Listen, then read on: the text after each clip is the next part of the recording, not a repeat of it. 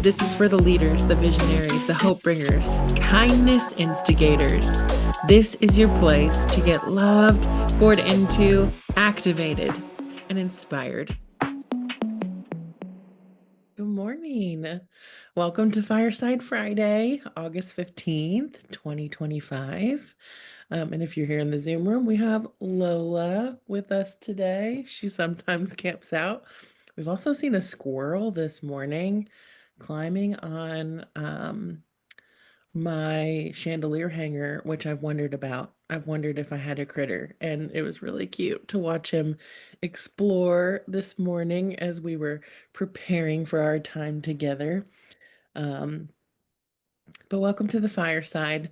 This week I've been thinking about tapping into um, what what we might need to hear today. And all I kept like seeing and like getting images of was a lighthouse. So this morning I was doing some research on history of lighthouses. I've always really enjoyed the image of a lighthouse. What it represents to me is often hope through the darkness, like a mainstay. Lighthouses actually started out as bonfires, which I love since we call this the fireside. But they started out as fireside atop of hills. They would be there to, of course, usually there to light for ships to see like coastlines and to be indicator that you were near a coast, so you wouldn't run your ship aground since it was so dark to be able to see. And sometimes there's rocks on shorelines. Um, and then also what they so it started out as bonfires. They moved into developing platforms, so then they would elevate the bonfire. I think it was during medieval times they switched to like iron baskets of fire. And sometimes too, even using, especially here in America, we have developed a lot of lighthouses. Um, we have a lot. I don't know if we have the most of any country. I think we do. I didn't get so far into my research to really examine that, but it was when I'm looking up the history, a lot of it had to do mostly with America. So I'm going to go ahead and draw just that forward. That again, um, we have a lot of lighthouses here. Lighthouses also used, something I didn't think about, is that lighthouses were also used to warn of approaching like enemy ships, um, not only to point you to a harbor of safety, but also to alert other people along the same coastline that you may have approaching ships that you weren't expecting to be there, so that you could almost like a game of telephone. I thought it was also interesting too, even each lighthouse also has a specific rhythm or a way that they light up. Like they will go, some have Morse code, some stay lit all the time. So their rhythms are different, which I did not know.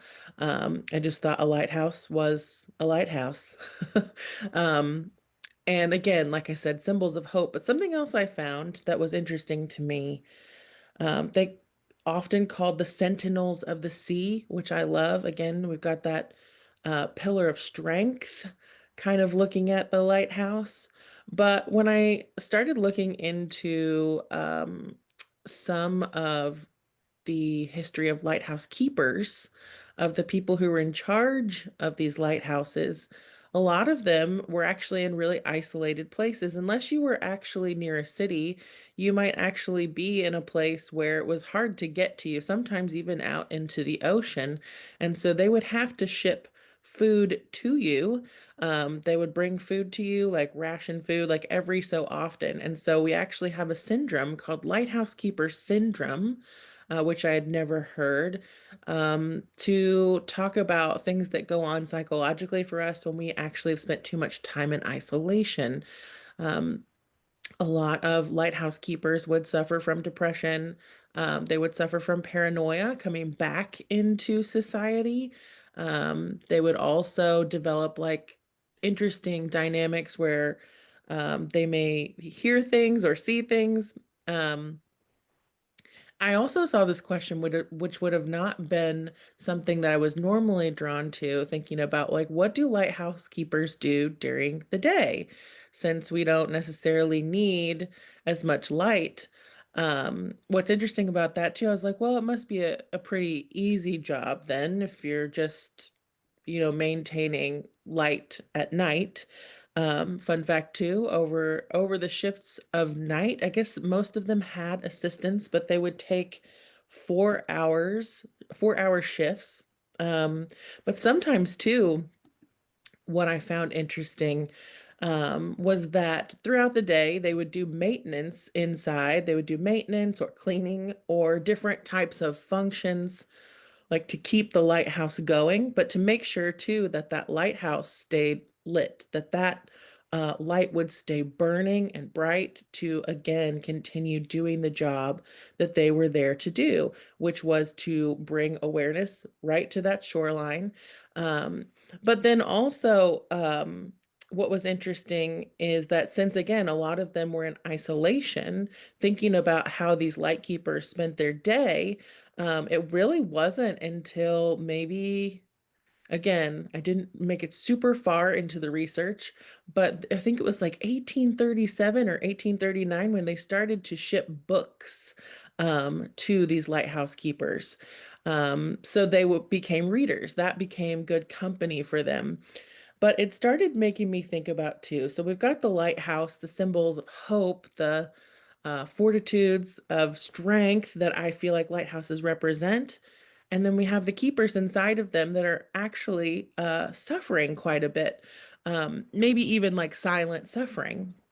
And I was thinking about too how many of you in this space are in your life and in your businesses shining that consistent light. You are light bringers. You are bringing hope. You want to bring strength and you want to bring that consistent energy of being a safe harbor and a safe place in times of chaos, beacons of hope, but how often, too, that we can suffer in silence or that we do. Because, like I said, I've always thought about, and I think about this with our leaders and people who inspire us. And often, too, even when you're in this space in this room, maybe you also don't even realize how much you inspire other people. And we can sometimes forget that as we're tending that lighthouse to keep it lit, sometimes things are kind of going off the rails for us. There's not as many touch points. We don't have as many. Maybe we also become comfortable, right? We become comfortable also of maintaining that light for other people, but may not be aware that our own internal light might be a little bit off. And or just needing space and proximity to give that light within us a little maintenance because sometimes we burn out.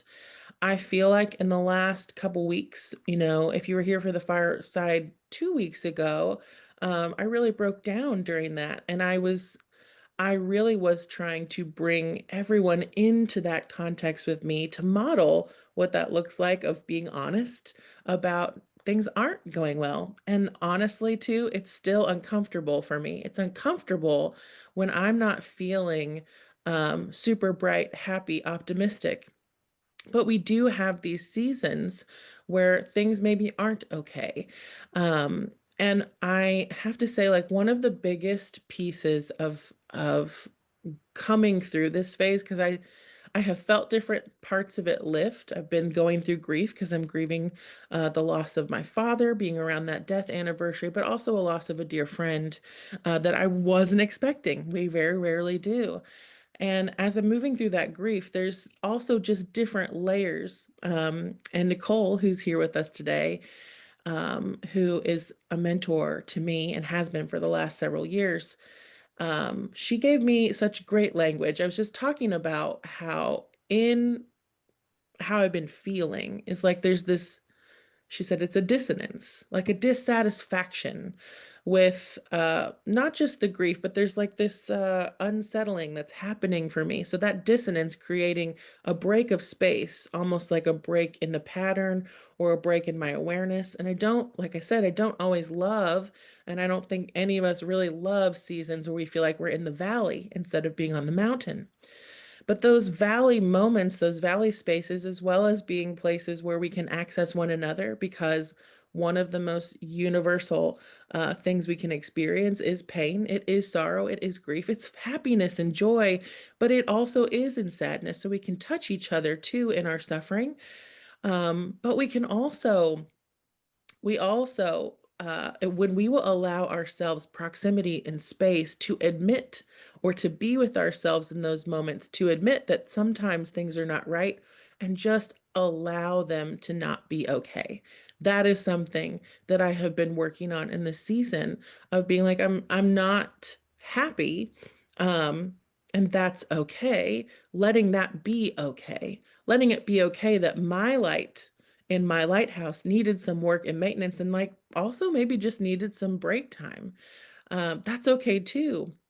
Because I feel like one of the things they were talking about too in this history of the lighthouses, which I thought about too. I was talking about, oh, it could be a cushy job. Well, if these lights went out, right, and if they're in these isolated places, they might not have had help. Which would mean that they would have to stay awake for days at a time. They would have to go through experiences which would demand something extra from them. And I feel like too, we're in a season as leaders and as beacons of hope that we want to be, that also we're in such a time of tumultuous energy, politically and in the world, so many things that we know about that are going on, that in, decades and centuries past, we wouldn't have been so connected to everything all of the time. So sometimes too, I think about these light keepers and these lighthouse keepers, and I think to myself, well, that must be really nice to have that space and be away. So sometimes we do need to withdraw. We do need space and time. But we also need one another. And this is something too, like having a mentor, having someone in your life who is walking with you is so important, but also just people who know you, who you will allow into this space with you to give you language just the way that Nicole did. Because sometimes too, having someone on the outside of yourself who loves you, who sees you for who you are, who sees you for what you're coming through, can hold that space with and for you, but also reflect back to you what they see in the strength that you've held that line and that harbor, when it has felt like that is just your regular rhythm. So sometimes too, it's just really powerful to also ask the people around us too. Um, to ask, what do you see in me? What do you, when our fires are feeling low, or our lights feel like they're going dim?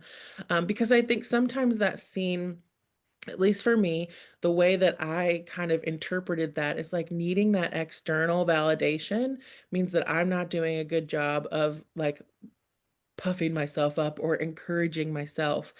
But in reality, none of us can do this alone. We need those external people around us reflecting things back to us when the lights are going out, when we're feeling like our stores are empty.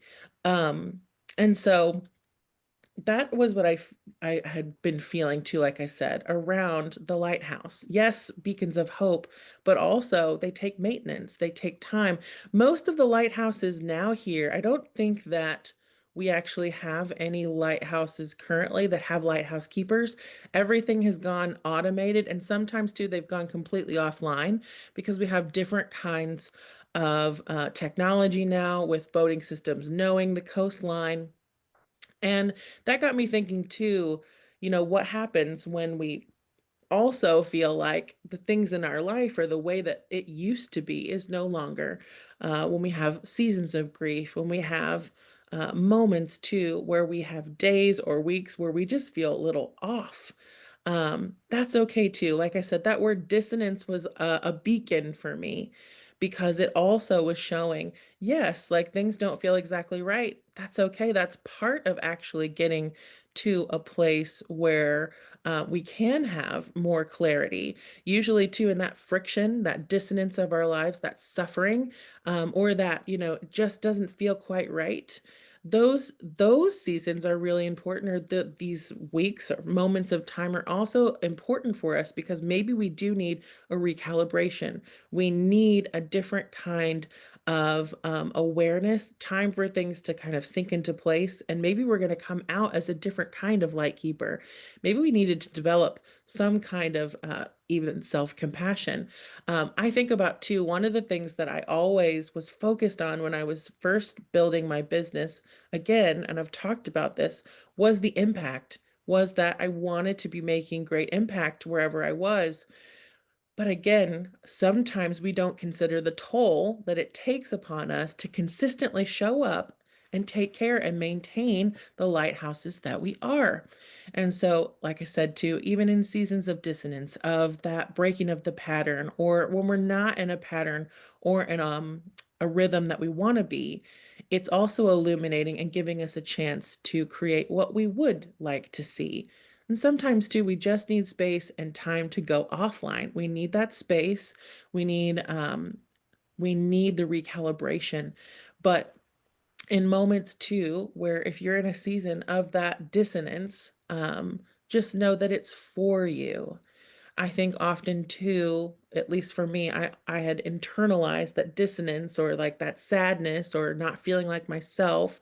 It felt like the end of the world. And in some ways it was because different parts of my identity have had to shift or change or be confronted in those seasons of something I didn't want to carry forward anymore. And I needed that dissonance or that space to be able to decipher what that was. Because again, if everything is just always up and to the right and just feels like we're just moving with momentum, where can we actually shift and change and grow if the calibration is just feeling like I'm not saying we shouldn't have powerful momentum, but that in life, these seasons are used as ways to actually give us more compelling momentum long term. I think I started to say this too, is that so focused outwardly, that what happened with me internally is I didn't know that I was depressed. I didn't know that I would have these seasons that would have to come into of recalibration, that would last for so long because I was so out of alignment with what is real for me. I think recognizing too that we have seasons, thinking about the lighthouse keepers, they had shifts, and thinking about too, what is our natural rhythm and finding that for ourselves. That's the other thing too, is that for me as a modality, human design has been such a beacon for me. That's actually how Nicole and I met. And if you're ever looking for someone who could share with you more about your own energetic blueprint, and looking at like how you're wired to move into the world. I think human design is such a valuable tool. If you've never heard of human design, it is a energy typing system. It uses several different wisdoms and modalities combined to present you with your energetic blueprint, the way that you are designed to collaborate with life, and the way that you move through the world in your own natural energy. And something too that has happened over time through all of us is we have learned how to maybe hold lights in certain ways that actually aren't honoring our own natural rhythm, but usually we adopted ways through our childhood of ways of pleasing or learning how we need to survive our lives that actually make us counteract or not actually be in our own internal rhythm anymore. So finding that rhythm, having language, having places, and having different touch points where we get to see ourselves in different lenses is so important. So we have different modalities. We have external support. We have the internal too of just spending time and space with ourselves. Sometimes too, knowing something's off means that we are in regular relationship with ourselves, noticing ourselves, actually noticing ourselves. And again, that's not something that that I think that we've been taught, but being in regular relationship with ourselves through a daily practice like journaling or meditating, places where we get to slow down and actually tap back in and focus in on ourselves is also one of the most vital things that we can be doing in our leadership and our life. And like I said, sometimes too, that means that there's going to be that dissonance. There's going to be that discomfort because something is off. And sometimes too, acknowledging that, especially if you're in this space, you are an overachiever. I know you guys, you want to knock it out of the park. The list was done yesterday, and when it's not done, we're feeling like we are behind. But again, with all of these things that we want to be doing well, if we are not in regular rhythm with ourselves, knowing actually what we need, what is the point? That has been a shift for me. I think I started to say that earlier. I was really focused on being a light to other people, but without knowing it, it diminished my own. It really did. It putting so much focus on impact on those things, I was neglecting me. I didn't even know how to take care of me because no one really had told me, like, hey, you're worth taking care of. And I know that sounds kind of like, duh.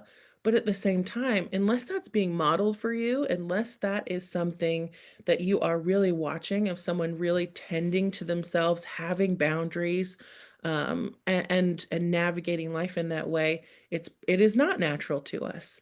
So as we seek to be these lighthouses, light keepers, I just think the invitation here for us is just to really notice ourselves, notice too where we may need a shift change, where we may have some dissonance, or we may have some places where we need some of our own attention. And maybe too, we need to let someone else man the post for a little while. That's okay too. Or getting different kinds of support to aid us in our post. That could be a mentor, could be just a group of friends, it could be community, but really asking yourself, what do I need in this season to help me maintain the hope, help me maintain that light I want to bring into the world and to protect it? What does that look like? And letting those things appear to you and be guided or given to you. Sometimes too, we may not know exactly what we need. That means we need time and space to maybe identify it, but also asking for it to be shown to us. Show me God's source, life. Show me where I'm out of alignment. Where can I be more in alignment? Where can I invite more support? Because the things that you want to do in the world, and the powerful beacon of hope that you want to be, also means that you get to have that same support that you crave for other people, and allowing that oxygen mask to come on, just like they instruct you to, right? If you're flying, if we were to go down, put your mask on first before you're assisting someone else. And so we have to continue to learn, like, what do we need? What kind of oxygen do I need? Maybe I need a salty breeze. I need to get to the beach. I need to get to the mountains. Or if it's feeling inaccessible to get somewhere, how can we create it in our environment here? Can I have an element of water that represents something for me? Can I go inward? Can I do a visualization or a meditation where I'm able to visit those places until I can physically get there? Can we create the environments that we need in order to bring us some of those pieces that we're craving? Okay, let's move to our card here. Um, so today we've got Inanna, the Queen of Heaven and Earth. I have nothing to hide. I see and accept all that I am. Um, so Inanna represents the power that comes back to us when we accept and integrate our shadow. Inanna was the most prominent female deity in ancient Mesopotamia. At the height of her worship, around the Uruk period of 4000 to 2000 BCE, temples and shrines dedicated to Inanna line the Tigris and Euphrates rivers. Her name is Sumerian for Lady of Heaven. Her temples housed her priestesses, and they each would take a man to bed with them on the spring equinox to reenact the divine marriage of Hieros Gamos between Inanna and her consort Dumuzi. The Hieros Gamos is an ancient ritual of uniting the opposites from within, the male and the female, the light and the dark, and most especially heaven and earth. This theme occurs in ancient accounts of Inanna's descent into the underworld to find her sister. She must take off an article of clothing at each of the seven gates, so that when she finally reaches her sister, she is naked. And when Inanna ascends, she does so with her sister's power. When your soul selects her card, Inanna goes into the depths of her own unconscious to merge with her twin sister self. She becomes more powerful because she is no longer using conscious psychic energy to keep her shadow or negative attributes hidden deep underground.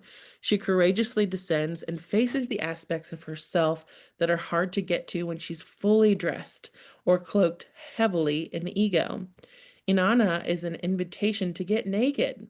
She wants us to drop our defenses. She wants us to see how holy and sacred it is to be vulnerable. As above, so below. This is an alchemical adage that suggests heaven and earth are not so separate. It suggests that when within us, deep down in the dark cages where we place parts of ourselves, the truth that exists there also exists right here on the surface of our everyday lives. So if we are exerting great amounts of energy to keep from seeing our shadow, it is actually playing a large role in our conscious life. When we can face what we think is dark or negative about us, I mean, really embrace it and see it for what it is, a beautiful broken place that's a call for love, then we can emerge more whole. We can marry the light and dark aspects of our being. And in uniting with our twin sisters from the depths, we can stop projecting her onto other women. We can see and own the hot mess we often are and not get sabotaged by it. Um, Sorry. The light must cast a shadow, and the high priestess is the one who gets called to love them both. I love this. The light must cast a shadow. The light must cast a shadow, and the high priestess is the one who gets called to love them both. So we get to love the seasons that we're in, even when maybe it's not, again, what we're used to. But that light also needs breaks. It needs, we even have day and night here. We need seasons, we need places where we can allow that space and time. And for us, to see parts of ourselves that maybe we're not used to beholding, or we're taught that we needed to hide. And as we make space for that shadow, for that darkness, I think that's again how we integrate. We bring more of the fullness of who we are into everything that we're doing, and illuminating the world in our radiance of who we truly are. And that's really what we crave. We really do crave to be doing work. Um, and loving in the ways and the full capacity of who we are, loving our families, loving our communities, and supporting those that we belong to in in just great love. And that requires too that as those light keepers, as those lighthouses, that we also recognize like we need that attuning to. Yes, we get to be those pillars of hope and strength, but sometimes it's okay for us to not feel strong. It's okay for us to feel like it's dark, and allowing that presence in space. There's nothing wrong with the darkness. We need the darkness. The light needs the darkness. All right. I will see you next week. Have a great day.